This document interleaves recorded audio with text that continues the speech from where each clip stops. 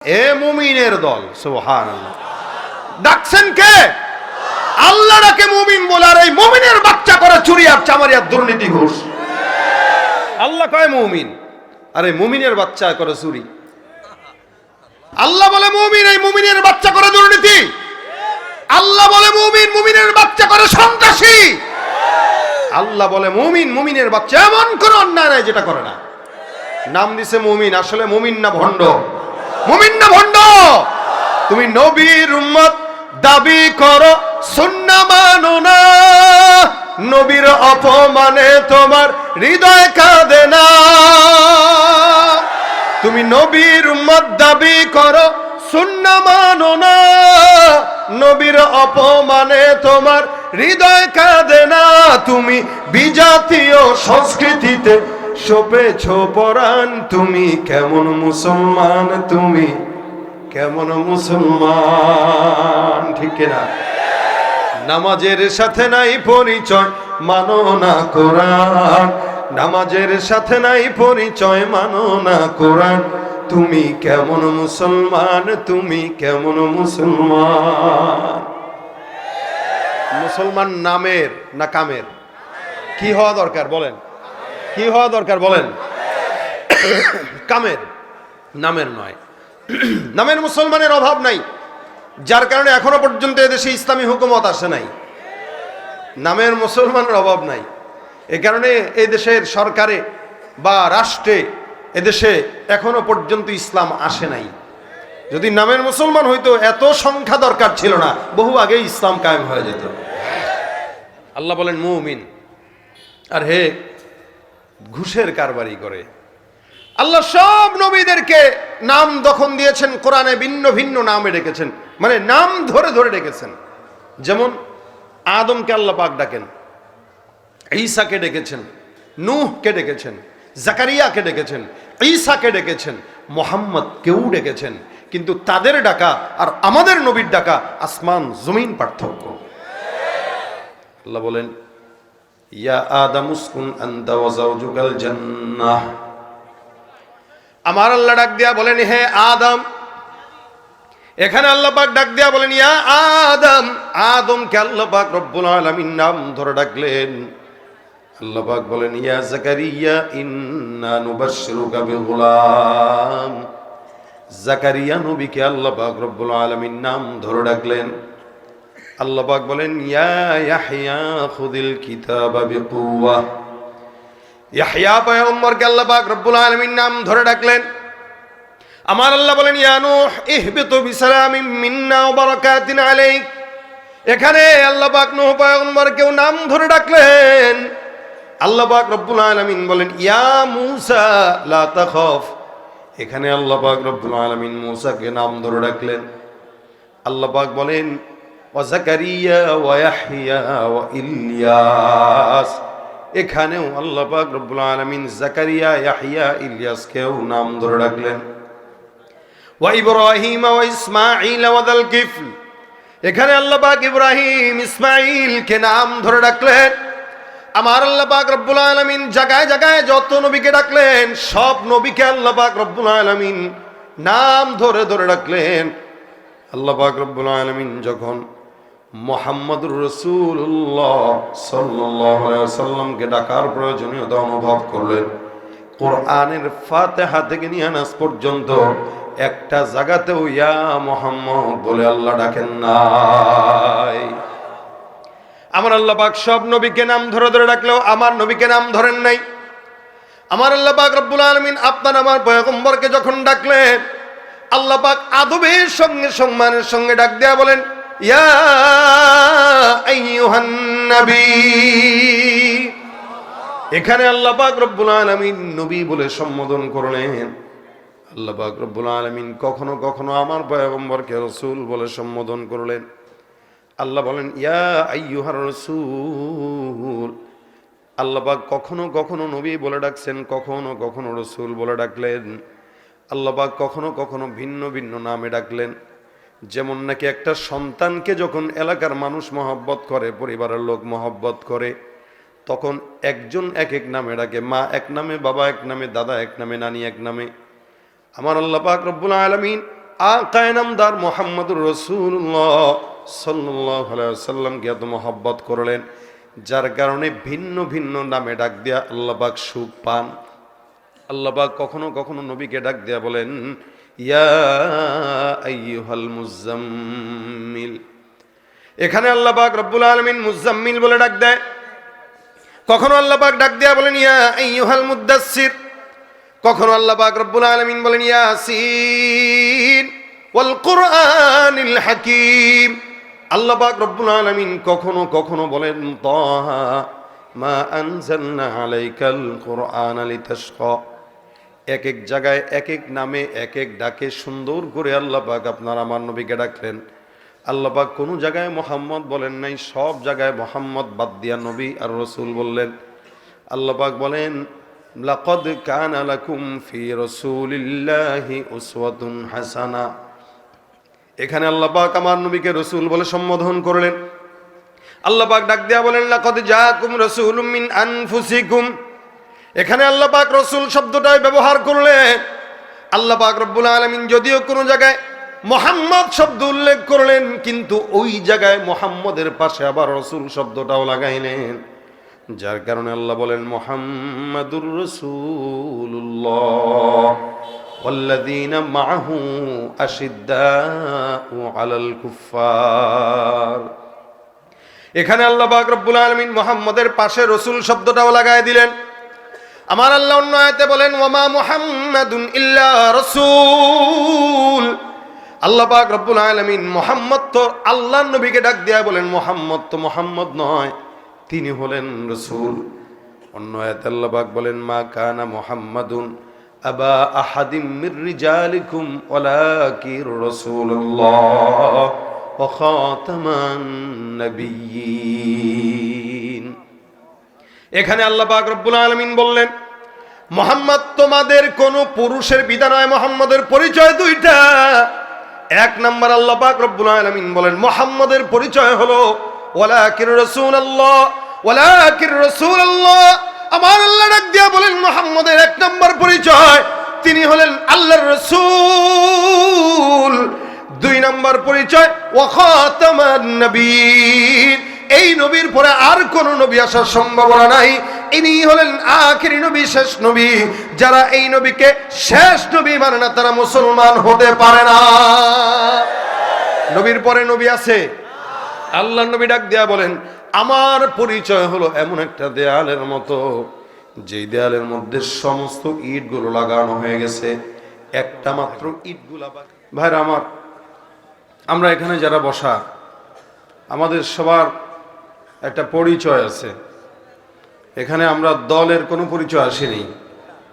কেউ আসছেন দলের পরিচয় যে আমি অমুক দলের তমুক দলের? না, এই দলের পরিচয় দুনিয়াতেই, আখিরাতে দলের কোনো পরিচয় চলবে না, একমাত্র ইসলাম ছাড়া। কি মনে হয় আপনাদের, নাকি সন্দেহ আছে? আখিরাতে ইসলাম ছাড়া অন্য কোনো দল পরিচয় নাই, দুনিয়াতেই যত দলাদলি আর পরিচয়। আমরা এখানে যারা আসছি আমাদের পরিচয় আমরা এক নবীর উম্মত, এক আল্লাহর গোলাম। আসতে বললেন নাকি আপনার কাছে আপনার রাজনীতির পরিচয় বড়? নাকি ইসলামের পরিচয় বড় না রাজনীতির পরিচয় বড়? বলেন আমরা কি মুসলমান? আমরা কি? আমরা এক আল্লাহর গোলাম, এক নবীর উম্মত। বলেন এক আল্লাহর গোলাম, এক নবীর। এটা আপনারও পরিচয়, আমারও পরিচয়। এখানে যারা আছেন সবার পরিচয় এটাই। এর বাইরে আর কোনো পরিচয় আমাদের দ্বিতীয় থাকে না। এর বাইরে যেই পরিচয় ওগুলো হইল ফালতু পরিচয়, এগুলো দুনিয়াতে চলার জন্য লাগে, তাই আল্লাহ দিছেন। আল্লাহ পাক বলেন ইন্না খালাকনাকুম মিন যাকারিন ওয়া উনসা ওয়া জাআলনাকুম শুউবা ওয়া ক্বাবাইলা লিতাআরাফু। এর বাইরের যে পরিচয় এটা হলো একে অপরের সঙ্গে পরিচিত হওয়ার জন্য, এছাড়া কিছু না। ভাই তুমি কোন দলের? আমি অমুক দলের। আপনি সামনে পিছনে, পিছনের ভাইরা কি কথা বলতে জানে না? জানে? পিছনের ভাইরা জানেন কথা বলতে? জানেন যদি সবাই আওয়াজ দিয়া বলেন সুবহানাল্লাহ। আবার বলেন সুবহানাল্লাহ। এই যে বললেন তো আল্লাহ পাক রব্বুল আলামিনের হাবিব বলেন ইন্না ফিল জান্নাতি লাশাজারা। কেউ একবার সুবহানাল্লাহ বলেছে তো আল্লাহ পাক তার জান্নাতে একটা গাছ লাগাই দিয়েছেন। এখন যারা বলেছেন তাদের জান্নাতে একটা গাছ লেগে গেছে, আবার বলেছেন তো আরেকটা লেগে গেছে, সুবহানাল্লাহ, আবার বললেন তো আরেকটা লেগে গেছে। যত বলবেন তত লাগবে, জবান খুলে বলেন সুবহানাল্লাহ। কত বড় গাছ! নবী সাল্লাল্লাহু আলাইহি ওয়াসাল্লাম বলেন, একটা দ্রুতগামী ঘোড়া এই গাছের গোড়া যদি দৌড়ায়, মিনিমাম 500 বছর পর্যন্ত দৌড়াইলেও সেই গাছের গোড়া শেষ করতে পারবে না। এখন আসেন, একটা ঘোড়ার দৌড় কতটুকু স্পিড? আপনারা যারা হুন্ডা চালান কত স্পিডে চালাইতে পারেন? 100, 120, 10, এর বেশি চালাইলে আর বাঁচার দরকার নাই, কবরে সোজা। আগে খুঁটবেন, তারপরে যায় কবরে সাইকেল সহ পড়বেন, এর বেশি চলে না। আমরা প্রাইভেট সর্বোচ্চ, আমি নিজে যেটা চালাই সেটা বলবো না, কারণ ক্যামেরা ট্যামেরা আছে তো ঝামেলা আছে।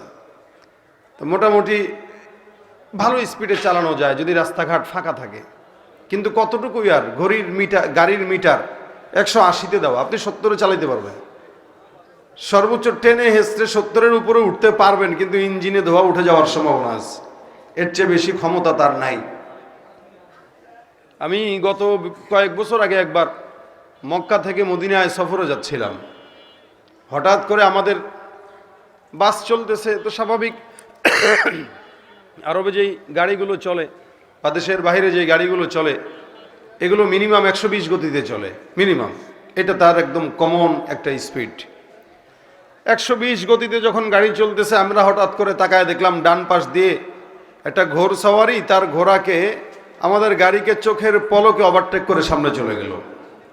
তা আমার গাড়ি যদি চলে 120-এ, না হলেও এই ঘোড়ার দৌড় আছে 180। আমরা কিছুক্ষণ তাকায় রইলাম অবাক হয়ে, ধুলা উঠতেছে, মনে হইল 10-15 সেকেন্ডের বেশি সময় লাগে নাই, আমাদের চোখে ধুলা দিয়ে সে উধাও হয়ে গেছে মরুভূমিতে। তার মানে এই ঘোড়াটা না হইলেও 200 কিলোমিটারের বেশি গতিতে চলতেছে। ইঞ্জিন আছে কোনো? কথা কয় না এরা। ভাই আমি আগেই বলে নিই, আপনাদের আওয়াজ স্বতঃস্ফূর্ত যেমন ফিডব্যাক আসবে, আমার আলোচনা তেমনই হবে। কারণ আপনারা কবরস্থানের নীরবতা বানায় রাখবেন আর মনে করবেন বক্তা আপনাদেরকে উল্টায় দিবে একদম দুনিয়া। এত সহজ না, সারা বছর প্রোগ্রাম করি, এত জুত নাই গলার।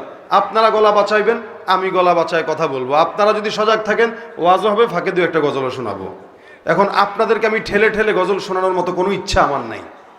এখন আপনারা কি করবেন সেটা আপনাদের হিসাব। কথা যদি আমার সাথে বলেন তাহলে আলোচনা আমি করব, যদি না বলেন তাহলে চুপচাপ চোখ বন্ধ করে ওয়াজ করে চলে যাওয়ার যোগ্যতা আল্লাহ আমার দিয়েছে। সুতরাং আপনারা কোনটা করবেন এটা আপনাদের হিসাব। খালি হাক করে তাকায় থাকেন না চেহারার দিকে, হাঁ করে না তাকায় ব্যাট কায় খালি, খালি হু হা করা লাগে। বউর লগে বসছেন স্বামী একসাথে, খালি যদি বউ খালি এমনি আসে, স্বামী কবে কি রে, এটা ব্যাক করলে কি? যদি আই লাভ ইউ কইলে আই লাভ ইউ টু তো বলা লাগে। তা আমি আপনাকে আই লাভ ইউ কইতেছি, আপনারা টু ও কন্যা হু ও কন্যা কি আমরা দেখতে পারেন না নাকি? হ্যাঁ, তা আওয়াজ টাওয়াজ দিলে ওয়াজ হবে, গজল হবে, আর নইলে চুপচাপ আমি আলোচনা করে চলে যাই। একটা বারও জিজ্ঞাসা করবো না ভাই ঠিক না ভাই ঠিক, কিচ্ছু জিজ্ঞাসা করবো না, আমি আমার মতো চলে যাব। আপনারা যে ইসা আমিও তো ইসা বলে দিলাম, আর দ্বিতীয়বার যেন বলতে না হয়। দেখেন, একটা ঘোড়ার যদি এত স্পিড হয়, দ্রুতগামী একটা ঘোড়ার যদি এত স্পিড হয়, তাহলে আল্লাহ পাক রব্বুল আলামিন দুনিয়ার ঘোড়ার এই হালত হলে জান্নাতের যেই ঘোড়া ওইটা কত বড় স্পিডওয়ালা হবে এটা তো বোঝাই যায়।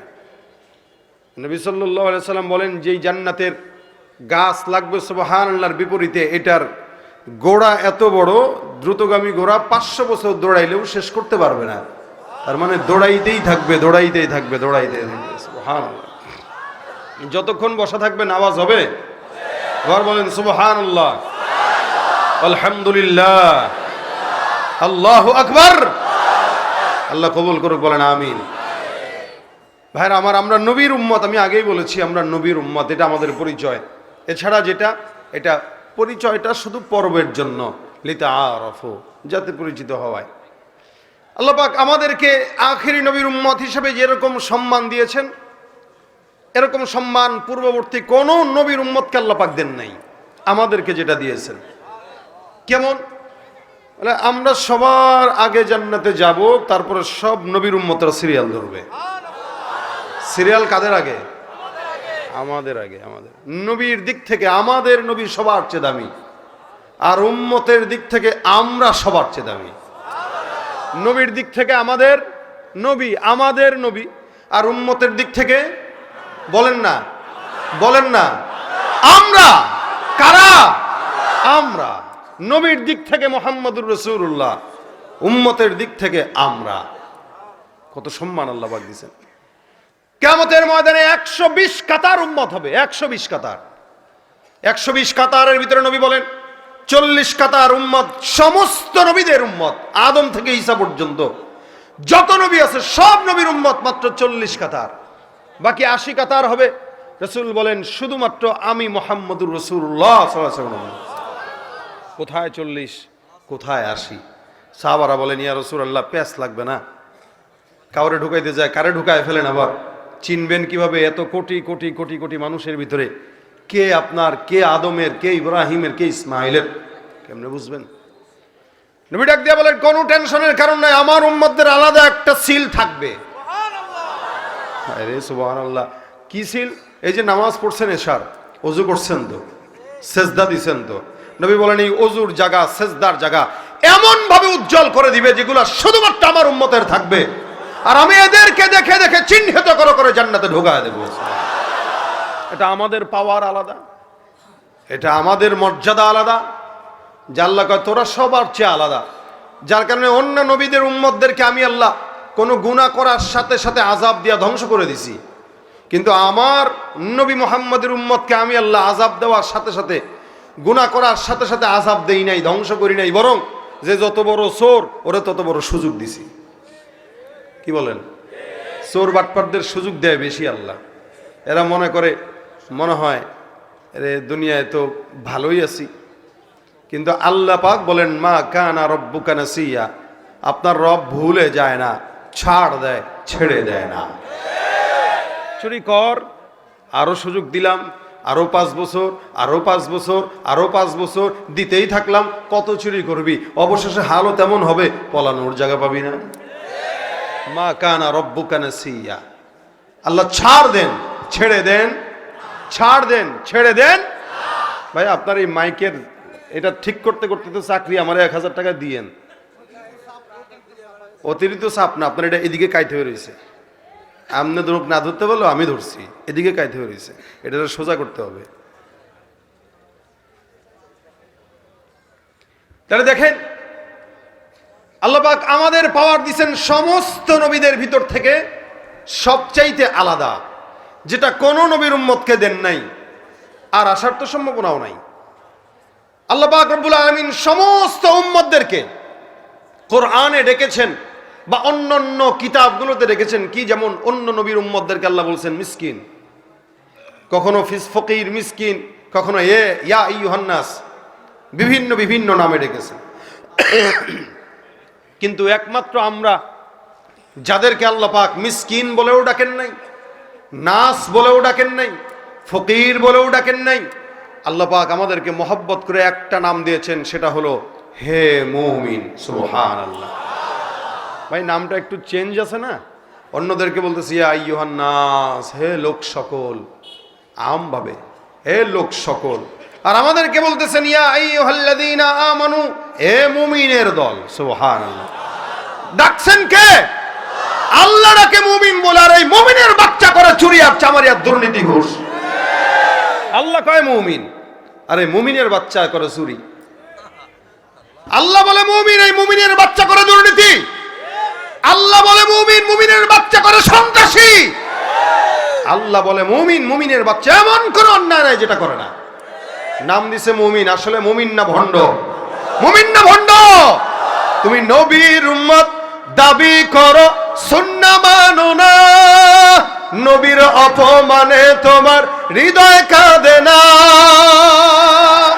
তুমি নবীর উম্মত দাবি করো, সুন্নাহ মানো না, নবীর অপমানে তোমার হৃদয় কাঁদে না। তুমি বিজাতীয় সংস্কৃতিতে সপেছ পরাণ, তুমি কেমন মুসলমান, তুমি কেমন মুসলমান? ঠিক না? নামাজের সাথে নাই পরিচয়, মানো না কোরআন, নামাজের সাথে নাই পরিচয়, মানো না কোরআন, তুমি কেমন মুসলমান, তুমি কেমন মুসলমান? মুসলমান নামের না কামের? কি হওয়া দরকার বলেন? কি হওয়া দরকার বলেন? কামের, নামের নয়। নামের মুসলমানের অভাব নাই, যার কারণে এখনো পর্যন্ত এদেশে ইসলামী হুকুমত আসে নাই। নামের মুসলমানের অভাব নাই, এ কারণে এই দেশের সরকারে বা রাষ্ট্রে এদেশে এখনো পর্যন্ত ইসলাম আসে নাই। যদি নামের মুসলমান হইতো এত সংখ্যা দরকার ছিল না, বহু আগেই ইসলাম কায়েম হয়ে যেত। আল্লাহ বলেন মুমিন। আর হে ঘুষের কারবারি করে, আল্লাহ সব নবীদেরকে নাম যখন দিয়েছেন কোরআনে ভিন্ন ভিন্ন নামে ডেকেছেন, মানে নাম ধরে ধরে ডেকেছেন। যেমন আদমকে আল্লাহ পাক ডাকেন, ঈসাকে ডেকেছেন, নূহকে ডেকেছেন, জাকারিয়াকে ডেকেছেন, ঈসাকে ডেকেছেন, মুহাম্মদকেও ডেকেছেন। কিন্তু তাদের ডাকা আর আমাদের নবীর ডাকা আসমান জমিন পার্থক্য। আল্লাহ বলেন ইয়া আদম উসকুন আনতা ওয়া যাওজুকাল জান্নাহ। আমার আল্লাহ ডাক দিয়া বলেন হে আদম। এখানে আল্লাহ পাক ডাক দিয়া বলেন ইয়া আদম। আদমকে আল্লাহ পাক রব্বুল আলামিন নাম ধরে ডাকলেন। আল্লাহ পাক বলেন ইয়া জাকারিয়া ইন্না নুবাশশিরুকা বিগুলাম। জাকারিয়া নবীকে আল্লাহ পাক রব্বুল আলামিন নাম ধরে ডাকলেন। আল্লাহ পাক বলেন ইয়া ইয়াহইয়া খুযিল কিতাবা বিকুওয়া। ইয়াহইয়া পয়গম্বরকে আল্লাহ পাক রব্বুল আলামিন নাম ধরে ডাকলেন। আমার আল্লাহ বলেন ইয়া নূহ ইহবিতু বিসালামিন মিন্না ওয়া বারাকাতিন আলাইক। এখানে আল্লাহ পাক নূহ পয়গম্বরকেও নাম ধরে ডাকলেন। আল্লাহ পাক রব্বুল আলামিন বলেন ইয়া মূসা লা তাখাফ। এখানে আল্লাহ পাক রব্বুল আলামিন মূসাকে নাম ধরে ডাকলেন। আল্লাহ পাক বলেন ওয়া জাকারিয়া ওয়া ইয়াহইয়া ওয়া ইলিয়াস। এখানেও আল্লাহ পাক রব্বুল আলামিন জাকারিয়া, ইয়াহইয়া, ইলিয়াসকেও নাম ধরে ডাকলেন। ওয়া ইব্রাহিম ওয়া ইসমাঈল ওয়া যাল কিফল। এখানে আল্লাহ পাক ইব্রাহিম, ইসমাঈলকে নাম ধরে ডাকলেন। আমার আল্লাহ পাক রব্বুল আলামিন জায়গায় জায়গায় যত নবীকে ডাকলেন, সব নবীকে আল্লাহ পাক রব্বুল আলামিন নাম ধরে ধরে ডাকলেন। আল্লাহ পাক রব্বুল আলামিন যখন মুহাম্মদুর রাসূলুল্লাহ সাল্লাল্লাহু আলাইহি ওয়াসাল্লামকে ডাকার প্রয়োজনীয়তা অনুভব করলেন, কোরআনের ফাতিহা থেকে নিয়ে নাস পর্যন্ত একটা জায়গাতেও ইয়া মুহাম্মদ বলে আল্লাহ ডাকেন নাই। আমার আল্লাহ পাক সব নবীকে নাম ধরে ধরে ডাকলেও আমার নবীকে নাম ধরেন নাই। আমার আল্লাহ পাক রব্বুল আলামিন আপনার আমার পয়গম্বরকে যখন ডাকলেন, আল্লাহ পাক আদবের সঙ্গে সম্মানের সঙ্গে ডাক দেয়া বলেন ইয়া আইয়ুহান নবী। এখানে আল্লাহ পাক রব্বুল আলামিন নবী বলে সম্বোধন করলেন। আল্লাহ পাক রব্বুল আলামিন কখনো কখনো আমার পয়গম্বরকে রাসূল বলে সম্বোধন করলেন। আল্লাহ বলেন ইয়া আইয়ুহার রাসূল। আল্লাহ পাক কখনো কখনো নবী বলে ডাকছেন, কখনো কখনো রাসূল বলে ডাকলেন। আল্লাহ পাক কখনো কখনো ভিন্ন ভিন্ন নামে ডাকলেন। যেমন নাকি একটা সন্তানকে যখন এলাকার মানুষ মহব্বত করে, পরিবারের লোক মহব্বত করে, তখন একজন এক এক নামে ডাকে। মা এক নামে, বাবা এক নামে, দাদা এক নামে, নানি এক নামে। আমার আল্লাহ পাক রব্বুল আলামিন আকায়ে নামদার মুহাম্মদুর রাসূলুল্লাহ সাল্লাল্লাহু আলাইহি ওয়াসাল্লামকে এত মহব্বত করলেন, যার কারণে ভিন্ন ভিন্ন নামে ডাক দিয়া আল্লাহ পাক সুখ পান। আল্লাহ পাক কখনো কখনো নবীকে ডাক দিয়া বলেন ইয়া আইয়ুহাল মুজাম্মিল। এখানে আল্লাহ পাক রব্বুল আলামিন মুজাম্মিল বলে ডাক দেয়। কখনো আল্লাহ পাক ডাক দিয়া বলেন ইয়া আইয়ুহাল মুদাসসির। কখনো আল্লাহ পাক রব্বুল আলামিন বলেন ইয়াসিন ওয়াল কুরআনিল হাকীম। আল্লাহ পাক রব্বুল আলামিন কখনো কখনো বলেন তাহা মা আনজালনা আলাইকাল কুরআনা লিতাশকা। এক এক জায়গায় এক এক নামে এক এক ডাকে সুন্দর করে আল্লাহ পাক আপনার আমার নবীকে ডাকলেন। আল্লাহ পাক কোনো জায়গায় মুহাম্মদ বলেন নাই, সব জায়গায় মুহাম্মদ বাদ দিয়া নবী আর রাসূল বললেন। আল্লাহ পাক বলেন লাকাদ কানা লাকুম ফি রাসূলিল্লাহি উসওয়াতুন হাসানা। এখানে আল্লাহ পাক আমার নবীকে রাসূল বলে সম্বোধন করলেন। আল্লাহ পাক ডাক দেয়া বলেন লাকাদ জাআকুম রাসূলুম মিন আনফুসিকুম। এখানে আল্লাহ পাক রাসূল শব্দটাই ব্যবহার করলেন। আল্লাহ পাক রব্বুল আলামিন যদিও কোনো জায়গায় মুহাম্মদ শব্দ উল্লেখ করলেন, কিন্তু ওই জায়গায় মুহাম্মদের পাশে আবার রাসূল শব্দটাও লাগাইলেন। যার কারণে আল্লাহ বলেন মুহাম্মাদুর রাসূলুল্লাহ ওয়াল্লাযীনা মাআহু আশিদ্দাউ আলাল কুফফার।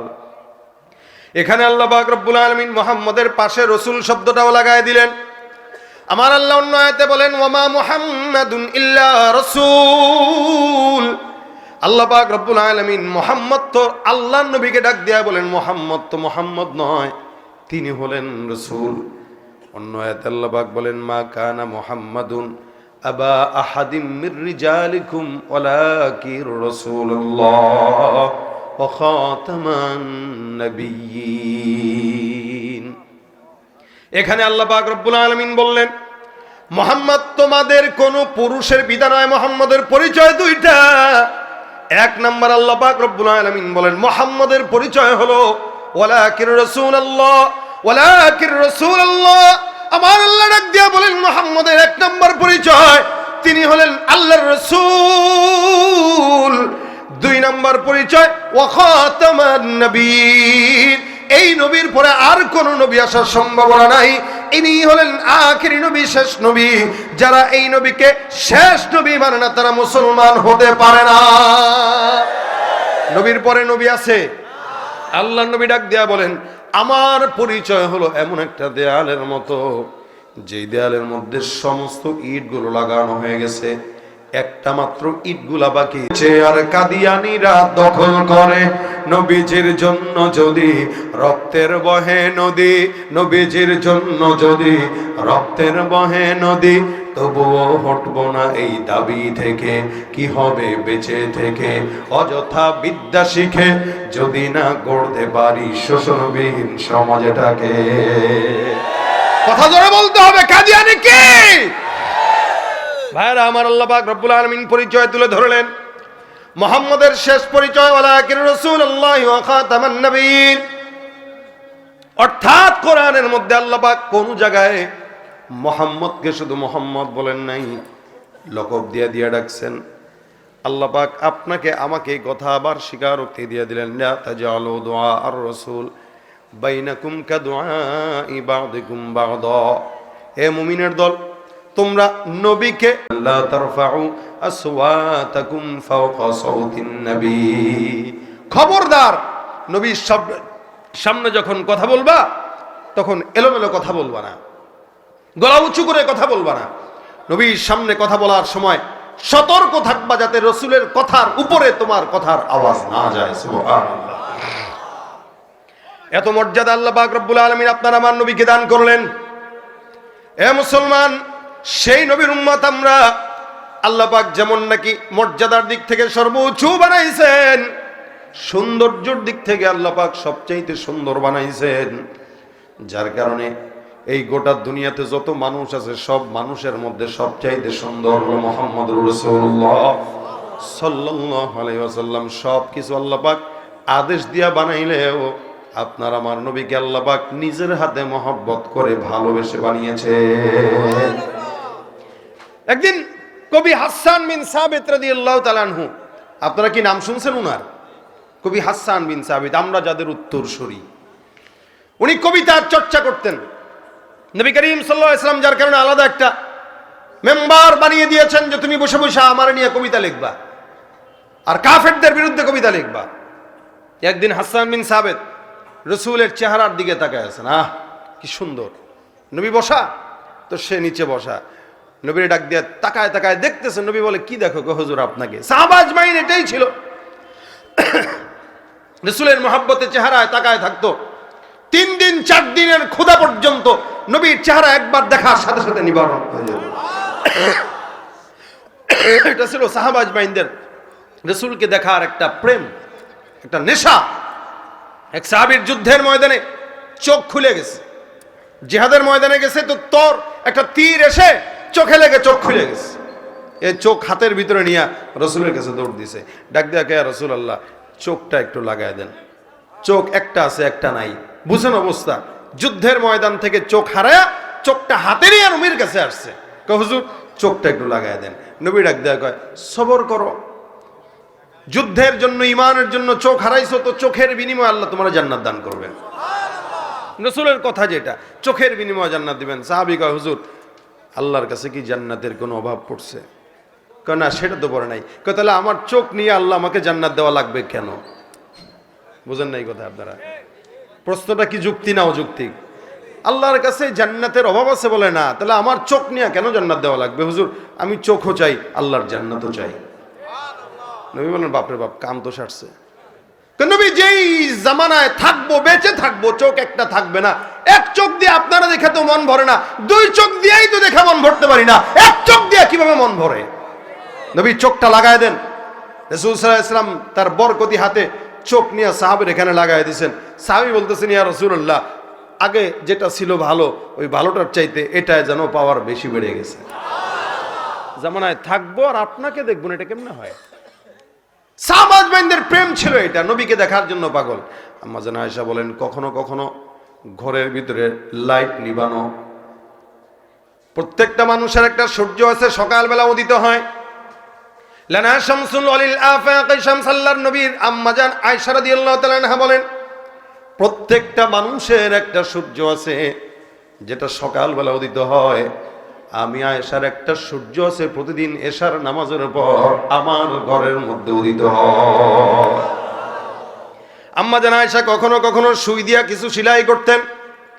ঘরের ভিতরে যদি বাতি নিভে যাইতো, নবী সাল্লাল্লাহু আলাইহি ওয়াসাল্লাম ঘরে তাশরীফ আনার পর আম্মা জান আয়েশা দেখতেন যে আমার সুইটা রাসূলের চেহারার বরকতে খাটের কর্নারে পড়ে আছে, দেখতে পেতাম। নবীর চেহারা এত বরকতময়, জাবের ইবনে সামুরা রাদিয়াল্লাহু তাআলা আনহু বর্ণনা করেন, আমি একবার উঠানের মধ্যে পয়গম্বরের চেহারার দিকে নজর দিয়া দেখলাম, আল্লাহর নবী লাল দোরা কাটা একটা কাপড় দিয়া সুন্দর করে উঠানের মধ্যে বসা।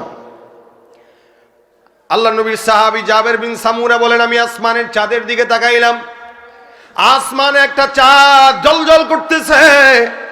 জমিনের ভিতরে পয়গম্বর মুহাম্মদুর রাসূলুল্লাহ সাল্লাল্লাহু আলাইহি ওয়াসাল্লাম বসা। আমি একবার আসমানের চন্দ্রের দিকে তাকাই, একবার আমার বরকতি নবীর চেহারার দিকে তাকাই, আল্লাহর নবীর চেহারার দিকে তাকাই, বরকতি আসমানের চাঁদের দিকে তাকাই। জাবের রাদিয়াল্লাহু তাআলা আনহু ডাক দিয়া বলেন, আল্লাহর কসম, আমার কাছে মনে হলো ওই আসমানের পূর্ণিমার চাঁদের চাইতে আমার নবীর চেহারা কোটি গুণে বেশি সুন্দর। হাসান বিন সাবিত নবীর চেহারার দিকে তাকায় তাকায় দেখে আর কয়, ইয়া রাসূলুল্লাহ, আপনার চেহারা দেখলে প্রেমে পড়ে যায়। নবী একটা কবিতা মনে আসছে, বলবো নি? নবীরে ডাক দিয়া বলতেছেন, হাসান বিন সাবিত, নবী একটা কবিতা মনে আসছে, মাথায় আসছে, আপনারা নিয়ে লিখবো নি? রাসূল কয়, লেখো। হাসান বিন সাবিত কবিতা রাসূলের চেহারার দিকে তাকায় তাকায় তাকায় তাকায় লেখে, ওয়া আহসানু মিন কালাম তারাকাতু আইনি ওয়া আজমালু মিন কালাম তালিদিন নিসা খুলিকতা মুবাররাআম মিন কুল্লি আইবিন কাআন্নাকা ক্বাদ খুলিকতা কামা তাশা। হাসান বিন সাবিত ডাক দিয়া বলেন, ওয়া আহসানু মিন কালাম তারাকাতু আইনি, এ দুনিয়ার কবিরা শুনে রাখো, কবি কবিতা লেখে তার ডার্লিং নে নিয়ে, যে হারাম সম্পর্ক তার নিয়ে লেখে, যত নষ্টামি ছড়ায় এই কবিতার মাধ্যমে, কিন্তু হাসানের কবিতা তার জন্য নাজাতের উসিলা হয়ে গেছে। রাসূলকে বলেন, ইয়া রাসূলুল্লাহ, ওয়া আহসানু মিন কালাম তারাকাতু আইনি, এই দুনিয়াতে আমার চোখ আপনার চেয়ে সুন্দর কোন মানুষকে জিন্দেগিতে দেখে নাই। আপনি এত সুন্দর, কত মানুষ দেখলাম এই জমিনে, কত মানুষ, হাজার হাজার, কিন্তু আমার চোখ আপনার চেয়ে সুন্দর কাউকে কোনোদিন দেখে নাই। ওয়া আজমালু মিন কালাম তালিদিন নিসা, জমিনে যত মানুষ আছে, মা বোনরা আছে, আদম পয়গম্বর থেকে আজ পর্যন্ত কোন নারী কোনোদিন আপনার চাইতে বরকতময় কোন পুরুষ জন্ম দেয় নাই। সুবহানাল্লাহ। এ মুসলমান, আমিনার গর্ভে থেকে আমার নবীকে বের করার জন্য আল্লাহ পাক রব্বুল আলামিন আদম পয়গম্বর, আম্মা জানা হাওয়া থেকে আমিনা পর্যন্ত যত মহিলাদেরকে নিয়েছেন, বুঝছেন, আমিনার মা, তার মা, তার মা, তার মা, তার মা করে করে আম্মা জানা হাওয়া পর্যন্ত যত মানুষ গেছে, আল্লাহ নবী বলেন, মা বাগাত ইমরাত নবীন কত, আমার দাদি, আমার নানি, নানির নানি, নানির নানি, নানির নানি, দাদির দাদি, দাদির দাদি, দাদির দাদি করে করে যত দূর পর্যন্ত গেছে, এই যত দূর সিরিয়ালে গেছে, এই সিরিয়ালে যতগুলা মহিলা গেছে, একটা মহিলাকেও কোনোদিন আল্লাহ জিনায় লিপ্ত করায় নাই। আমাকে বাঁচানোর জন্য এক বিন্দু পরিমাণে কেউ যদি বলতে না পারে মুহাম্মদের নানির দাদি অথবা তার দাদি, ওর তো চরিত্রে ঝামেলা ছিল, এটা যেন কেউ বলতে না পারে।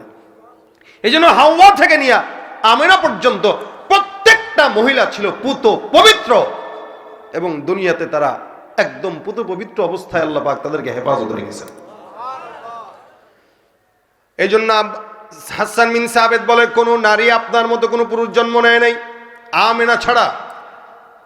খুলিকতা মুবাররাআম মিন কুল্লি আইব, আল্লাহ পাক রব্বুল আলামিন আপনাকে এমন ভাবে সৃষ্টি করলো যেন জমিনের সমস্ত আইব ত্রুটি থেকে আল্লাহ পাক আপনাকে একদম বেছে বেছে বানাইছেন। একটা বিন্দু পরিমাণ চুল পরিমাণ কোন ত্রুটি আপনার সৃষ্টির মধ্যে রাখেন নাই। এই জন্য শামাইলে রাসূলের বর্ণনা আছে, নবী সাল্লাল্লাহু আলাইহি ওয়াসাল্লাম যেখানে যেমন দরকার ছিল আল্লাহ পাক তাকে তেমন সুন্দর বানায় দিতেন। সুবহানাল্লাহ।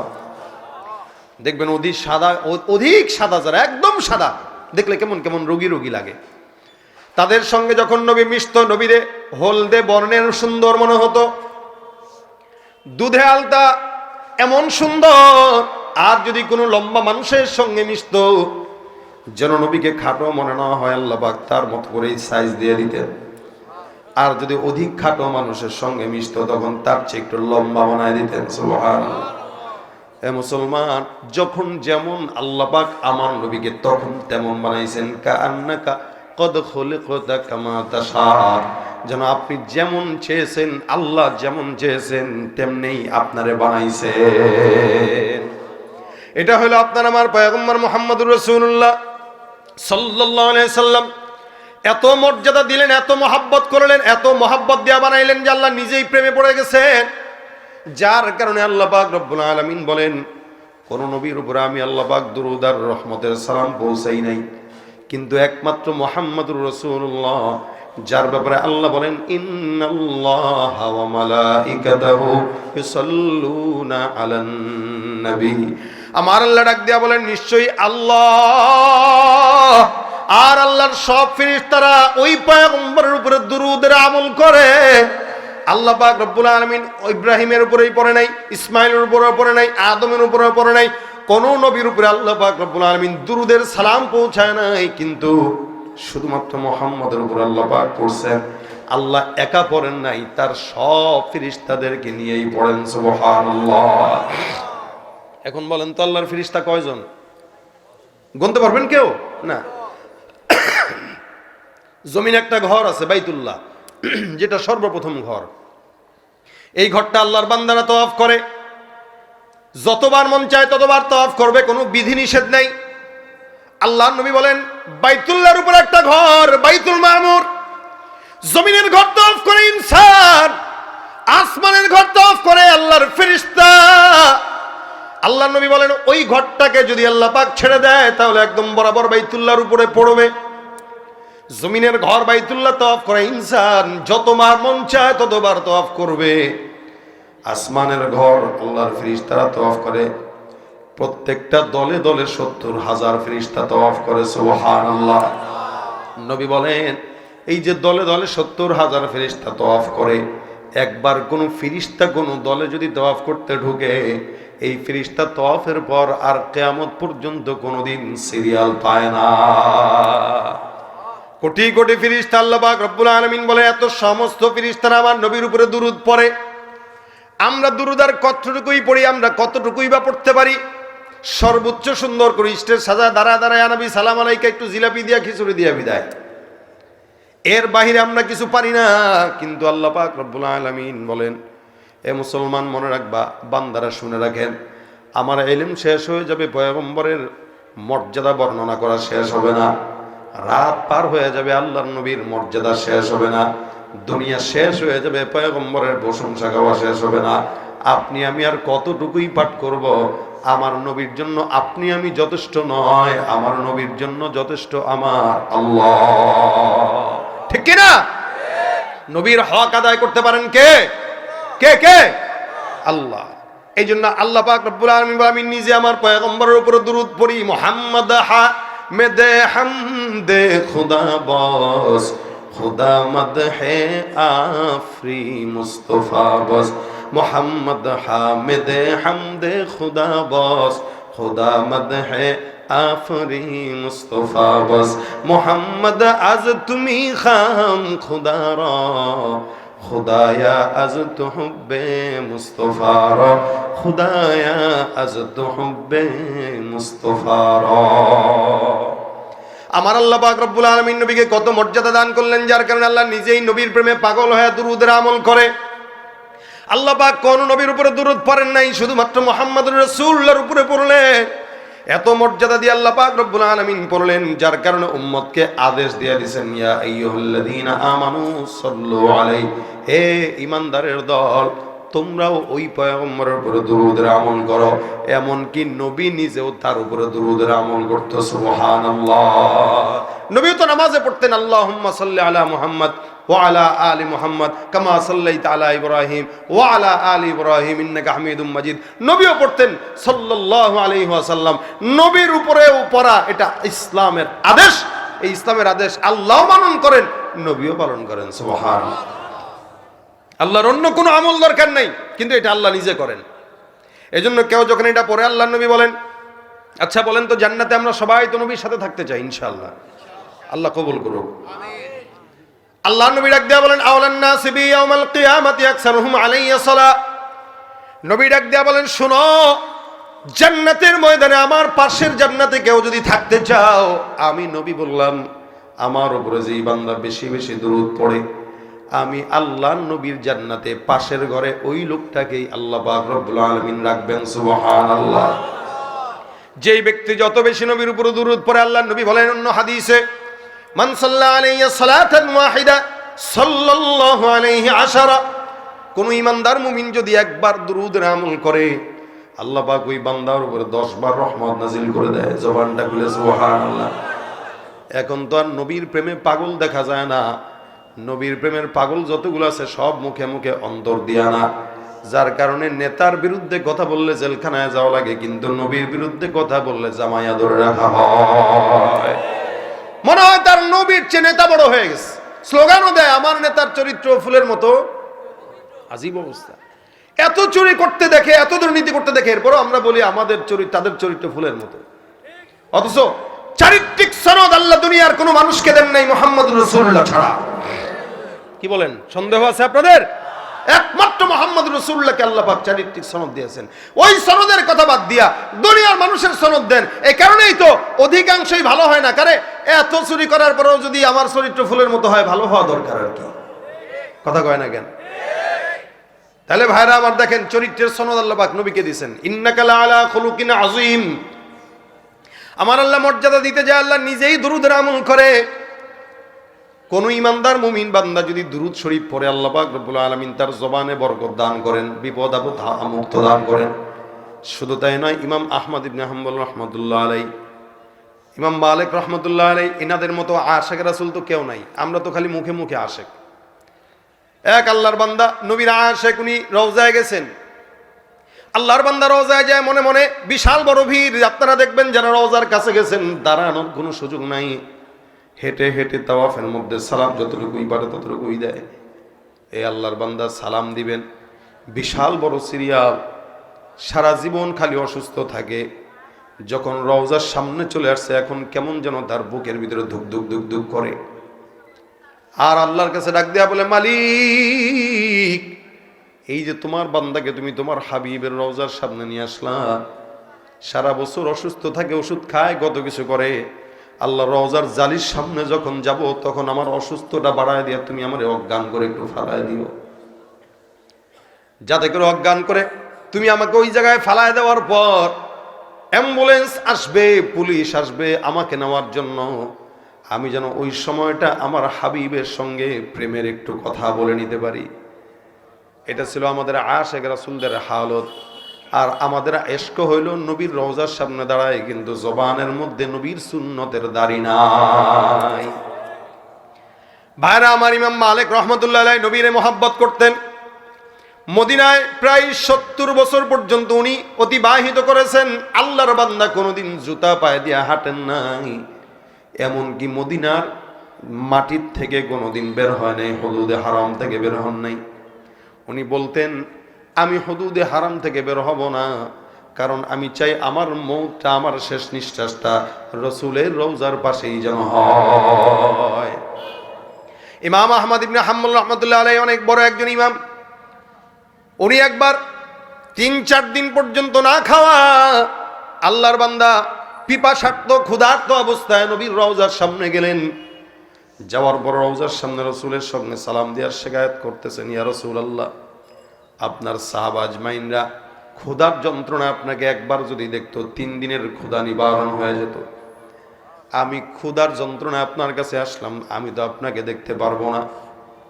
নবী তাদেরকে আপনি দেখা দেন, সামনে সামনে দেখা দিয়েছেন, যার কারণে তারা সরাসরি আপনাকে দেখে ক্ষুধা নিবারণ করলো। কিন্তু আমি নালায়েক, যার কারণে আমি আপনাকে সরাসরি দেখি নাই।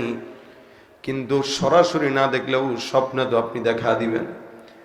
রাসূলের রওজার সামনে যায় ইমাম আহমদ ইবনে হাম্বল রহমতুল্লাহি আলাইহি সুন্দর করে শিকায়াত করে আল্লাহ নবীর নামে দুরূদ পড়তে পড়তে রওজার সামনে ঘুমায় গেছে। এখন তো ভিড় বেড়ে গেছে, যার কারণে রওজার সামনে ঘুমানোর চিন্তাও করা যায় না। আমি নিজেই 2015 সালে যখন যাই তখন একদম খালি।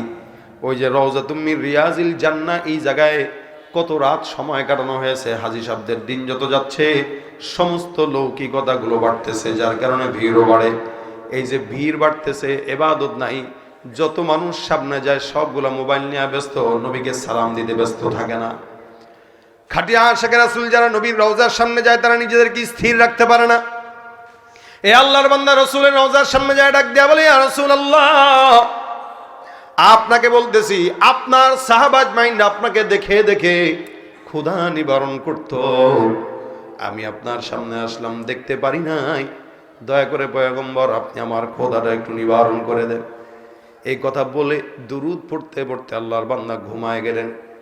ঘুমের ভিতরে স্বপ্নের মধ্যে তাকায় দেখেন ডান পাশে আবু বকর, বাম পাশে ওমর বসা। পিছন থেকে হযরত আলী তাকে ধাক্কা দিয়া ডাক দিয়া বলে, এ ইমাম আহমদ ইবনে হাম্বল, তাড়াতাড়ি উঠে যাও। ঘুমের ভিতরে আল্লাহর বান্দা স্বপ্নের ভিতরে দেখে আবু বকর আর ওমর, ওদিক দিয়ে আলী রাদিয়াল্লাহু তাআলা আনহু তারা ডাক দিয়া বলে, তাড়াতাড়ি উঠো, আকা নামদার মুহাম্মদুর রাসূলুল্লাহ আসবে। ইমাম আহমদ ইবনে হাম্বল রাহমাতুল্লাহ আলাইহি লাফ দিয়া জেগে যায়, তাকায় দেখে পয়গম্বর হাজির। আল্লাহর নবী সাল্লাল্লাহু আলাইহি সাল্লাম হাজির হয়ে হাতের ভিতরে রুটির টুকরা নিলেন। আবু বকরকেও এক টুকরা ছিঁড়ে দিলেন, ওমরকেও এক টুকরা ছিঁড়ে দিলেন, আলীর হাতে এক টুকরা ছিঁড়ে দিলেন, আর এক টুকরা আহমদ ইবনে হাম্বলের হাতের মধ্যে ধরায় দিলেন। ইমাম আহমদ ইবনে হাম্বল রাহমাতুল্লাহ আলাইহি যখন হাতের ভিতরে রুটিটা নিলেন, সবাই রুটি মুখে দিয়া খায়, ইমাম আহমদ ইবনে হাম্বলও খায়। আল্লাহর বান্দা খাইতে খাইতে হঠাৎ করে তাকায় দেখে ঘুম থেকে জেগে গেলেন। রওজার সামনে শোয়া অবস্থায় আল্লাহর নবীকে উনি স্বপ্ন দেখলেন। নবী স্বপ্নের মধ্যে তাকে রুটি খাওয়ায় দিলেন, হাতের মধ্যে ধরায় দিলেন। ইমাম আহমদ ইবনে হাম্বল রাহমাতুল্লাহ আলাইহি হাতের ভিতরে তাকায় দেখে রাসূলের ঘুমে দেওয়া ওই রুটিটা তার হাতের মধ্যে এখনো লেগে আছে। তাকায় দেখে হাতে রুটি, রাসূলের স্বপ্নে দেওয়া রুটি। এরকম অসংখ্য ইমামরা, অসংখ্য বুজুর্গানের দিনে ইমাম আসম কুফি নামে একজন ইমাম ছিলেন, নাহু শরফের অনেক বড় ইমাম। এ আল্লাহর বান্দা যখন কথা বলতেন তখন তার জবান থেকে সুঘ্রাণ আসতো, আর ঠোঁটের মধ্যে সবসময় কি যেন চুষতেন, এরকম জিহ্বা ভিজাইতেন। আমরা যেরকম জিহ্বা দিয়া ঠোঁট ভিজাই, আল্লাহর বান্দা জিহ্বা দিয়া ঠোঁট ভিজাইতেন। আর কথা যখন বলতেন তখন তার জবান থেকে মিশকের ঘ্রাণ আসতো। একবার ওনার খাদেম ডাক দিয়া বলে, হুজুর আমি বুঝলাম না, আপনাকে সব সময় কথা বলতে অবস্থায় ঠোঁটের মধ্যে আপনাকে ঠোঁট ভিজাইতে দেখি আর আপনার মুখ থেকে সুঘ্রাণ পাই, এটার কারণ কি? আজকে আমাদেরকে বলতেই হবে। ইমাম আসিম কুফি রহমতুল্লাহ আলাইহি ডাক দিয়া বলেন, শোনো, আমি আল্লাহর নবী সাল্লাল্লাহু আলাইহি ওয়াসাল্লামের নামের দুরুদের আমল অনেক বেশি করি। নবীর নামের দুরুদ আমি সবসময় আমার জবানে উঠাই, 24 ঘন্টা আমার মুখে সাল্লাল্লাহু আলাইহি ওয়াসাল্লাম। আমি একবার স্বপ্নের ভিতরে দেখলাম আকা নামদার মুহাম্মদুর রাসূলুল্লাহ সাল্লাল্লাহু আলাইহি ওয়াসাল্লাম স্বপ্নে হাজির। আল্লাহর নবী স্বপ্নের মধ্যে এসে আমার ঠোঁটের মধ্যে, জবানের মধ্যে চুমা খাইলেন। আমার কপালে চুমা খেয়ে ডাক দিয়া বললেন, যেই ঠোঁট মুহাম্মদের পাগল ওই ঠোঁট জান্নাতি ঠোঁট। নবী আমার ঠোঁটে চুমা খাইলেন, কপালে চুমা খাইলেন, আলিঙ্গন করে বিদায় হয়ে গেলেন। আল্লাহর কসম করে বলি, ঘুম থেকে যখন জাগলাম, আমি ঘুম থেকে জাগার পর আমি আমার অনুভব করলাম ঠোঁটের থেকে যেন কেমন মধুর মতো মিষ্টতা অনুভব করলাম। ওই দিনের পর থেকে নিয়ে আমি যতবার কথা বললাম, যখনই কথা বলি তখন আমার ঠোঁটের মিষ্টতার পাশাপাশি আমার ঠোঁট থেকে জান্নাতের খুশবু, মেশকের খুশবু বের হয়। সুবহানাল্লাহ। হে মুসলমান, আল্লাহ পাক এমন একটা আমল আপনাকে আমাকে দান করলেন, যে আমলটা যেই বান্দা পড়বে নবীর নামের বরকত ওই বান্দা বরকতময় হয়ে যাবে। এই জন্য আল্লাহ পাক আদেশ করলেন, ইয়া আইয়ুহাল্লাযীনা আমানু সাল্লু আলাইহি ওয়া সাল্লিমু তাসলিমা। তোমরা ওই পয়গম্বরের উপর দুরূদের আমল করো। আমাদের ওলামা ইকরামদের তাজরিবা হলো, অসংখ্য আকাবের বুজুর্গানে দিনরা বলে গেছে, কোন মানুষ যদি যত বড় বিপদে পড়ুক না কেন, যত ঝামেলায় পড়ুক না কেন, সব বিপদ ঝামেলা দূর করার একমাত্র বড় উপায় হলো, অন্যতম উপায় পয়গম্বরের নামের দুরূদের আমল সাল্লাল্লাহু আলাইহি ওয়াসাল্লাম। আপনার ব্যবসায় বরকত হয় না, আপনি দুরূদের আমল করা শুরু করেন। আপনার জেহেন জাকাত দুর্বল, আমাদের উস্তাদরা বলতেন পরীক্ষার সময় বেটা আগে প্রশ্ন উত্তর খুলবি, তার আগে দুরূদ পড়বি। দুরূদ পড়ে তারপরে প্রশ্ন খুলবি, আল্লাহ পাক তোর জেহেন খুলে দিবেন। আলহামদুলিল্লাহ, যতবার আমল করেছি ততবার নবীর দোয়ার বরকতে, রাসূলের নামের বরকতে সওয়াব পেয়েছি এবং ফায়দাও পেয়েছি। আপনাদেরকেও বলি, যাদের ঘরের ভিতরে নারীরা সন্তান সম্ভবা, আপনি আপনার বিবিকে বলে দেন সবসময় দুরূদের আমল করতে, দেখবেন দুরূদের বরকতে পেটের সন্তানটা বরকতময় হয়ে যাবে। ফসলে বরকত হয় না, দুরূদ পড়ে পানি ছড়ায় দেন। ঘরের ভিতরে বিবিকে বলেন, বাচ্চাকে দুধ যখন পান করাইবা তখন সুন্দর করে দুরূদ শরীফের আমল করো। নিজেও দুরূদের আমল করেন। এমনও তো হতে পারে আল্লাহ পাক দুরূদের বরকতে আপনাকে ডাক দিয়া পয়গম্বরের রওজার সামনে দাঁড় করায় দিবেন। সুবহানাল্লাহ। আরব সাগর পারি দেব, নাইকো আমার তরি, পাখি নই যে উড়ে যাব, ডানাতে ভর করি। আরব সাগর পারি দেব, নাই তো আমার তরি, পাখি নই যে উড়ে যাব, ডানাতে ভর করি। আমার আশায় আছে সম্বল নাই, আশায় আছে সম্বল নাই, করি কি উপায়। মনে বড় আশা ছিল যাব, মনে বড় আশা ছিল মদিনায়। সালাম আমি করব গিয়ে, সালাম আমি করব গিয়ে, নবীর রওজায়। মনে বড় আশা ছিল যাব মদিনা, মদিনা যাইতে পারলাম না, মদিনা দেখতে পারলাম না। আমি অসহায় তাই এত দূরে, আমি অসহায় তাই এত দূরে রই, শুধু সালাম জানাই মদিনা যাইতে পারলাম না, মদিনা দেখতে পারলাম না। মদিনার নাম কত সুন্দর,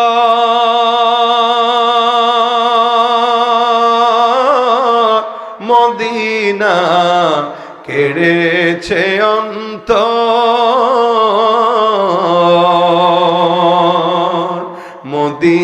মদিনার নাম কত সুন্দর মদিনা কেড়েছে অন্তর,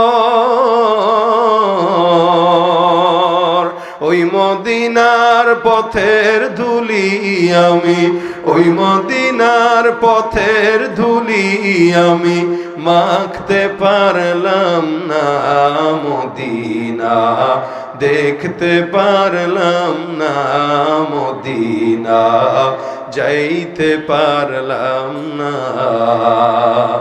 আমি অসহায় তাই এত দূরে, আমি অসহায় তাই এত দূরে রই, শুধু সালাম জানাই, মদিনা দেখতে পারলাম না, মদিনা যাইতে পারলাম না।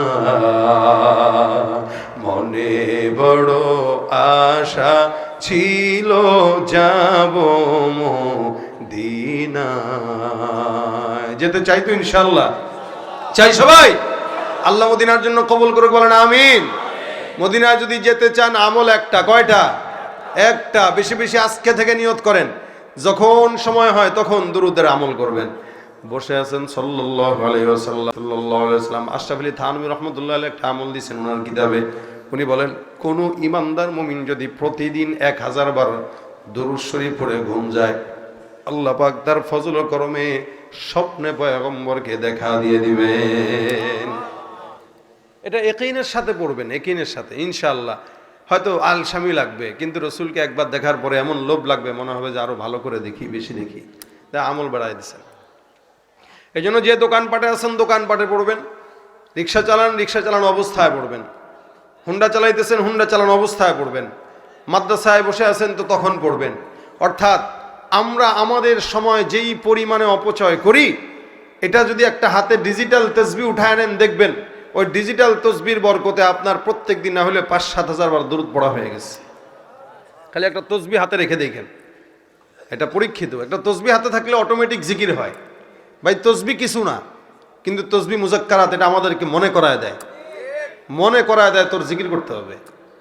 এই জন্য তসবিহ হাতে রাখা এটা আমাদের বুজুর্গানের দিনদের একটা আমল। তসবিহ, হ্যাঁ, এই হযরত আবু হুরায়রা রাদিয়াল্লাহু তাআলা আনহু রাখতেন। ওনার শীতানে বালিশের কিনারায় 2000 গিটের একটা দড়ি ছিল। তখন তো আর এরকম তসবির মতো আধুনিক তসবিহ ছিল না, তো ওনারা এটাকে বানায় নিতেন মুজাক্কারাত। ওনার বালিশের কিনারায় 2000 গিট দেওয়া একটা দড়ি ছিল। উনি প্রত্যেক দিন রাত্রেবেলা ঘুমানোর আগে সুবহানাল্লাহ এই শব্দটা 2000 বার পড়ে ঘুম দিতেন। আমরা তো ঘুমানোর আগে হেডফোন কানে দিয়া গান শুনতে শুনতে ঘুমাই, অভ্যাস বানায় নিছে এইটা। মুভি দেখতে দেখতে ঘুমায় যুবকেরা, নাটক দেখতে দেখতে ঘুমায়। মরণ যদি অবস্থায় হয় তো জাহান্নাম ছাড়া তার উপায় নেই। এই জন্য হাতে তাসবিহ নিয়ে যদি সাল্লাল্লাহু আলাইহি সাল্লাম পড়তে পড়তে ঘুমান, তো মরণ হইলেও রসুলের দুরূদের বরকতে জান্নাত হয়ে যাবে। এই জন্য আজকে থেকে নিয়ত করেন, রসুলের উপর দুরূদ পড়বেন তো ইনশাআল্লাহ। একবার পড়লে 10টা নেকি, 10 বার রহমত, 10টা গুনাহ মাফ, 10টা গুনাহ মাফ, 10 বার সম্মান বুলন্দ হয়ে যাবে। রসুলের সাথে দিদার তো নসিব হবেই ইনশাআল্লাহ। এই জন্য যতক্ষণ পারেন, আমি আমার জিন্দগির টার্গেট এটা বানাইছি, আমি আকসার মাহফিলে মানুষকে দুরূদের আমল দেই। কেন দেই? যে আমার হয়তো দুর্বলতা থাকবে, কিন্তু আল্লাহ পাক যদি এই উসিলায় আমাদের মাফ করে, আমার উসিলায় যদি কিছু মানুষ পড়ে, এই উসিলায় যদি আমি সওয়াব পাইতে, এটাই কামিয়াবি। আজকের এই মজমায় যদি আপনারা কিছু পড়েন আর কাউকে যদি আবার তারগিব দেন যে ভাই এটা পড়েন, তা আপনারাও সওয়াব পাবেন ইনশাআল্লাহ। কারণ এটা আল্লাহ নিজে আমল করে, এই আমলটা আল্লাহ পাক নিজে করে, এটা আমাদের জন্য ওয়াজিব করা, এটা সাধারণ কোনো আমল না। আল্লাহ পাক যেন আমাদেরকে এই আমলটা বেশি বেশি করার তৌফিক দান করে, বলেন আমিন। তাহলে আজকের এই মাদ্রাসার মাহফিলে যতক্ষণ আলোচনা শুনছেন, সেই মাগরিব থেকে এই পর্যন্ত, মাগরিবের পরে মনির সাহেবের হুজুর ওয়াজ শুনছেন, এশার পরে আলী আকবর সাহেবেরটা শুনছেন, এখন আমারটা শুনছেন। এই 3টা ওয়াজের থেকে যার কাছে যেটা সহজ মনে হয়, যেটা মনে হয় যে এটা আমি নিতে পারবো, এই আমলটা আমার জীবনে ফিট করি, ইনশাআল্লাহ প্রোগ্রাম কামিয়াব হওয়ার জন্য বেশি ওয়াজ দরকার নেই। এই 3 হুজুরের 3টা আমলই যথেষ্ট। আল্লাহ যেন আমাদের কামিয়াবি দান করে, বলেন আমিন। যা বললাম শুনলাম ভুল ত্রুটি থাকলে যেন আল্লাহ পাক ক্ষমা করে দেয়, বলেন আমিন। মাদ্রাসার মাহফিল আলহামদুলিল্লাহ আপনারা যেই পরিমাণে মাদ্রাসার জন্য দান করেছেন, আল্লাহর রহমতে ফজল ও করমে সব সময় এভাবে দানের হাতকে প্রসারিত করবেন ইনশাআল্লাহ। তাহলে এই প্রতিষ্ঠানটার আরও উন্নয়ন হবে। অনেক পুরনো প্রতিষ্ঠান, আপনাদেরই প্রতিষ্ঠান, এখান থেকেই এক একজন বড় বড় হাফেজে কোরআন না বের হবে, আলেমে দিন না বের হবে। তো ইনশাআল্লাহ আমরা যদি এই প্রতিষ্ঠানকে আগায় নেই, আমাদের সমাজ এগিয়ে যাবে। প্রতিষ্ঠান আগায় নেব, তো এই সমাজ থেকে, এই প্রতিষ্ঠান থেকে বড় বড় হাফেজ যেরকম মনির সাহেবের মতো ওলামা একরাম বের হয়ে সারা বাংলাদেশে দ্বীনের খেদমত করবে। তা আমরা চাই এই মাদ্রাসার সমস্ত হাফেজ যারা আছে এবং যারা সহযোগিতা করে, আল্লাহ পাক প্রত্যেককে যেন নাজাতের ফয়সালা করে দেয়, বলেন আমিন। আলোচনা যতটুকু হলো এতটুকুই শেষ, বাসা পর্যন্ত নেব দুরূদ শরীফ। রাজি আছি ইনশাআল্লাহ? রাজি আছি ইনশাআল্লাহ? আল্লাহ পাক যেন আজকের এই মজমাকে এতটুকুতেই বরকতময় করেন, বলেন আমিন। এই শেষমেশ উঠবেন মুনাজাত না দিয়া? তাহলে উঠতেছেন কেন? উঠতেছেন কেন? এক সময় আমরা মাহফিল করতাম, মাহফিলের শেষে মানুষ ভিড়তো কেন? যে কি বলে, ওয়াজ যতটুকু শুনছি বা না শুনছি, মোনাজাতটা ধরে যাই। এক সময় মানুষ আখেরি মোনাজাতের জন্য রাস্তায় আশেপাশে দাঁড়ায় থাকতো, মোনাজাতের আগে ঢুকে যেত। আর এখন কোন জামানা আসলো, ওয়াজ শুনে 1.5-2 ঘন্টা, 5 ঘন্টা, 10 ঘন্টা, মোনাজাতের আগে শয়তান কয়, আরে বেটা উঠ, আমার খালাতো ভাই না তুই, নাকি থাকবি? আর তো খালাতো ভাই বলে উঠায় দেয়। যারা উঠতেছে এরা সবাই শয়তানের খালাতো ভাই। একদম সোজাসুজি বলে দিলাম, যারা উঠতেছে মুনাজাত ছাড়া এরা শয়তানের খালাতো ভাই। এতক্ষণ শয়তান তারে শোনাইছে, হাতের ভিতরে ময়লা নিয়ে তারে বাড়িতে বাড়াবে, জানে যে ও গুনাহ করলে এই গুনাহ সাফ হওয়ার দরকার নাই, ও যেন গুনাহগার হয়ে থাকে। এই কারণে ময়লা সাফ ছাড়াই বাসায় নিতে চাইতেছে। তা আমরা শয়তানের খালাতো ভাই হয়ে যেতে চাই না, আমরা মুনাজাত করে নিষ্পাপ হয়ে যেতে চাই ইনশাআল্লাহ। তা আমার সঙ্গে সর্বশেষ একটা নাতে রাসূল গাবেন, আওয়াজ দিয়া গাবেন সবাই। আল্লাহ পাক রব্বুল আলামিন আমাদেরকে এই নাতে রাসূলের বরকতে যেন কবুল করে, বলেন আমিন। আমি আপনাদের সামনে যেই নাতে রাসূল পরিবেশন করবো, এটা পরিচিত, সবাই পারেন। অনেকেই রাসূলের শানে নাত গান গাইতে চান, ভুলভাল গান। আমাদেরকে অনেকে মেসেজ দেয় যে আপনাদের গজলের বই থাকলে আমাদেরকে জন্য নিয়ে আসবেন। তাদের জন্য চর্চার জন্য গজলের বই আছে, যেগুলোর পরিচিত আমাদের, এগুলোর সম্বলিত। চর্চা করবেন ইসলামী সংস্কৃতি, তাহলে গান বাজনা অপসংস্কৃতি এগুলো দূর হয়ে যাবে। ইসলামী সংস্কৃতি যতদিন সমাজে থাকবে, অপসংস্কৃতি আউল বাউল ফাউলরা সমাজে জায়গা পাবে না ইনশাআল্লাহ। ইশকে নবী, আওয়াজ দিয়া, ইশকে নবী জিন্দাবাদ, ইশকে নবী জিন্দাবাদ, ইশকে নবী জিন্দাবাদ, ইশকে নবী জিন্দাবাদ, ইশকে নবী হয় না, আওয়াজ হয় না, জবান খুলে, ইশকে নবী, ইশকে নবী, ইশকে নবী, ইশকে নবী, ইশকে নবী জিন্দাবাদ, ইশকে নবী ইশকে নবী, ইশকে নবী জিন্দাবাদ, ইশকে নবী জিন্দাবাদ, সাল্লাল্লাহু আলাইহি ওয়াসাল্লাম। আমরা দুরূদ শরীফ পড়ি, আল্লাহুম্মা সাল্লি আলা মুহাম্মাদিন ওয়া আলা আলি মুহাম্মাদ কামা সাল্লাইতা আলা ইব্রাহিম ওয়া আলা আলি ইব্রাহিম ইন্নাকা হামিদুম মাজিদ। আল্লাহুম্মা বারিক আলা মুহাম্মাদিন ওয়া আলা আলি মুহাম্মাদ কামা বারাকতা আলা ইব্রাহিম ওয়া আলা আলি ইব্রাহিম ইন্নাকা হামিদুম মাজিদ। আস্তাগফিরুল্লাহ রাব্বি মিন কুল্লি যামবি ওয়া আতুবু ইলাইহি, লা হাওলা ওয়ালা কুওয়াতা ইল্লা বিল্লাহিল আলিয়্যিল আযীম। মেহেরবানি করে সবাই দোয়া করব যারা আজকে মাদ্রাসায় দান করেছে, দেশ থেকে প্রবাস থেকে, আল্লাহ পাক যেন সকলের দানকে কবুল করে। আল্লাহুম্মা আনতাস সালাম, রব্বানা যালামনা আনফুসানা ওয়া ইল্লাম তাগফির লানা ওয়া তারহামনা লানাকুনান্না মিনাল খাসিরিন। রব্বানা ফাগফির লানা যুনুবানা ওয়া কাফির আন্না সাইয়্যাতিনা ওয়া তাওফানা মা'আল আবরার। رب اغفر لي ولوالدي وللمؤمنين يوم يقوم الحساب। হে আল্লাহ, মেহেরবানি করে আজকের মজমাকে তুমি কবুল ও মঞ্জুর করে নাও। যা আলোচনা হয়েছে আমল করার তৌফিক দান করে দাও। হে আল্লাহ, ভুল ত্রুটি থাকলে ক্ষমা করে দাও। সওয়াবগুলো মদিনার রওজা মুবারকে পৌঁছায় দাও। মালিক গো, মেহেরবানি করে সকল প্রকার বালা মুসিবত থেকে আমাদেরকে হেফাজত করো। হে আল্লাহ, মাহফিলে যারা দান করেছে, টাকা দিয়ে, শ্রম দিয়ে, মেধা বুদ্ধি মাশওয়ারা দিয়ে, আল্লাহ প্রত্যেকের সহযোগিতা কবুল মঞ্জুর করে নাও। হে আল্লাহ, যারা দান করেছে বিদেশ থেকে প্রবাস থেকে, আল্লাহ প্রত্যেকের জানে মালে বরকত দান করে দাও। হে আল্লাহ, মাদ্রাসার জন্য যারা মহব্বত করে, কষ্ট মুজাহাদা করে সবাইকে নাজাতের জরিয়া বানায় দাও। অসুস্থদেরকে শেফায়ে আজলা দায়মা নসিব করো আল্লাহ। অভাবগ্রস্তদের অভাব দূর করে দাও, ঋণগ্রস্তদের ঋণগুলো পরিশোধ করে দাও। আয় আল্লাহ, আমাদের ভিতরে যারা বিপদে আছে আল্লাহ, সব প্রকার বালা মুসিবত বিপদ থেকে তাদেরকে হেফাজত করো রব্বুল আলামিন। আমাদের মধ্যে যাদের মা বাবা, দাদা দাদি, নানা নানি, ভাই বোন, আত্মীয় স্বজন অন্ধকার কবরে শুয়ে আছে আল্লাহ, প্রত্যেকের কবরগুলোকে জান্নাতের বাগান বানায় দাও। যাদের মা বাবা বেঁচে আছে, মা বাবার খেদমত করার তৌফিক দান করে দাও। মা বাবাকে আল্লাহ নেক হায়াতে তাইয়্যিবা তাওয়িলা দান করে দাও। আয় আল্লাহ, মেহেরবানি করে আল্লাহ আমাদেরকে তুমি তোমার হাবিবের রওজা না দেখায় মুখ দিও না। যারা একবার দেখেছে বারবার যাওয়ার তৌফিক দান করে দিও আল্লাহ রব্বুল আলামিন। মাদ্রাসার উস্তাদ ছাত্রদেরকে কবুল করে নাও। হে আল্লাহ, মাওলানা মনিরুল ইসলাম আইবি সাহেব সহ আলী আকবর সহ আল্লাহ যারা উলামা একরামরা দ্বীনের কথা বলে, প্রত্যেককে তুমি স্বাস্থ্য কণ্ঠ সুস্থ রেখে দ্বীনের খেদমত করার তৌফিক দাও রব্বুল আলামিন। এই মাদ্রাসায় যারা একবার হাফেজ কোরআন হয়েছে আল্লাহ, তাদেরকে তুমি তোমার খাঁটি হক্কানি রব্বানি হিসেবে কবুল মঞ্জুর করে নাও। এলাকার উপরে খাস রহমত নাজিল করে দাও, বাংলাদেশের উপরে খাস রহমত নাজিল করে দাও। মা বোনদেরকে পর্দার বিধান মেনে চলার তৌফিক দান করে দাও। মা বোনদেরকে সকল প্রকার বালা মুসিবত থেকে হেফাজত করো আল্লাহ। আল্লাহুম্মা সাল্লি আলা মুহাম্মাদিন নবিয়িল উম্মি ওয়া আলা আলিহি ওয়া সাল্লিম তাসলিমা। রব্বিরহামহুমা কামা রাব্বায়ানি সগীরা। সুবহান রাব্বিকা রাব্বিল ইজ্জাতি আম্মা ইয়াসিফুন ওয়া সালামুন আলাল মুরসালিন ওয়াল হামদুলিল্লাহি রাব্বিল আলামিন। আসসালামু আলাইকুম ওয়া রাহমাতুল্লাহ।